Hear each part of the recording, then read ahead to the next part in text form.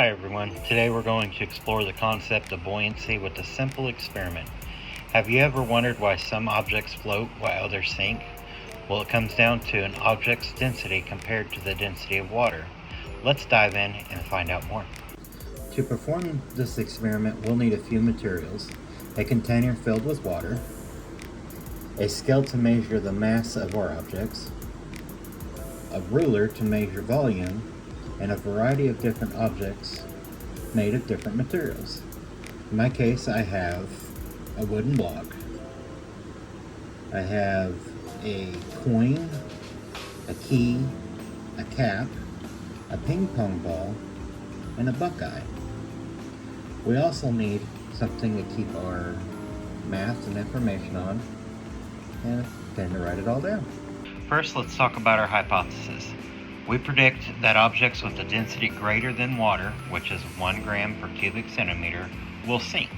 On the other hand, objects with a density less than water should float. Let's see if our hypothesis holds true. Let's start by measuring the mass of each object. I'm using a scale to weigh each one in grams. Here's our wooden block, and it weighs 17.9 grams. What I want to do is I'm going to go ahead and measure everything up that I can, and I will get back with you. Alright, I've got all of our masses on the wood block, the coin, the key, the cap, ping pong ball, and the buckeye. Now we've got to get our volume. We're going to start off with the volume of our cube. To get that, we're going to measure the measurement of A times B times C, and that would get us our volume. So that's width, length, height. Now to get our volume of a coin, we are looking at pi times radius squared times height, because technically it is a cylinder.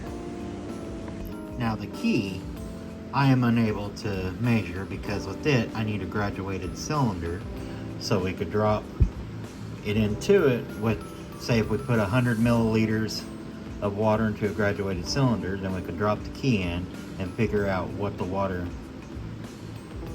increases to, do the math on that, the previous volume subtracted from all that, and then you will get the exact volume of the key. I don't have that, so we're going to skip the key.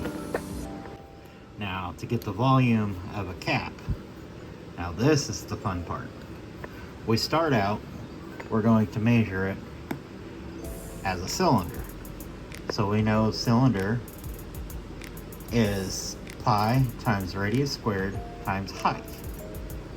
Then what we're going to do is subtract our thickness from that and figure out what our empty volume is.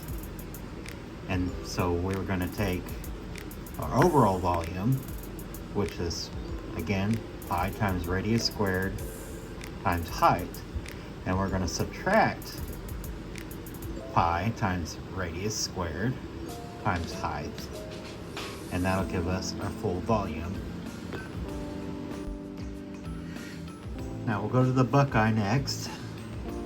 To get the volume of a buckeye, or a sphere, we're going to figure 4/3 times pi times radius cubed. Now of course there's a bunch of odd shapes, so graduated cylinder will work is probably better, but I just kind of averaged it out and just figured it out to be a perfect. Now we have a ping pong ball. Now we do the same thing of figuring out the sphere, which is 4/3 times pi times radius cubed. However, it's hollow. So now we need to figure out the thickness of the skin and subtract the hollow air, which is 4/3 times pi times radius cubed, and subtract that all to give us our final volume. Now we've got all those done. Now we've got to figure out our density. So we know density equals mass divided by volume. So I'm going to do all the math on this real quick and we'll be back. Okay, now with both mass and volume recorded, we can calculate density using the formula density equals mass divided by volume. We'll do this for each of the objects and see how dense they are compared to water. With the math done, we see that the wooden block is 0.465 grams per cubic centimeter. The coin is 2.17 grams per cubic centimeter. The key we skipped, the cap, is 1.85 grams per cubic centimeter. Ping pong ball is 0.8 grams per cubic centimeter. And the buckeye is 8 grams per cubic centimeter. So we know that water density is 1 gram per cubic centimeter. So that tells us that the wood block should float. The cap will not float. The coin will not float. The ping pong ball will float. And the buckeye will float. So now comes the fun part.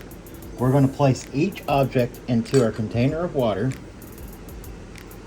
to see if it floats or sinks. Let's start with the wooden block and see if our hypothesis is right. I'm going to drop her in, and as you can tell, we float. Now we'll try the coin. And just as we thought, it does not float. Next, we're going to go to the cap. Now this one's going to be kind of fun because we also have displacement in this one. So if I drop her in there flat, even though we know it should sink, it floats. But if we capsize it like a boat and fill it with the water, we see that it sinks. The ping pong ball, we drop it in, of course, it floats. Now the buckeye, it was close to our water density, but it was still under at 0.8 grams per centimeter cubed. And as we see, it does float, but barely. So what did we find? Our results support our hypothesis. Objects with a density less than 1 gram per cubic centimeter floated, and those with greater density sank.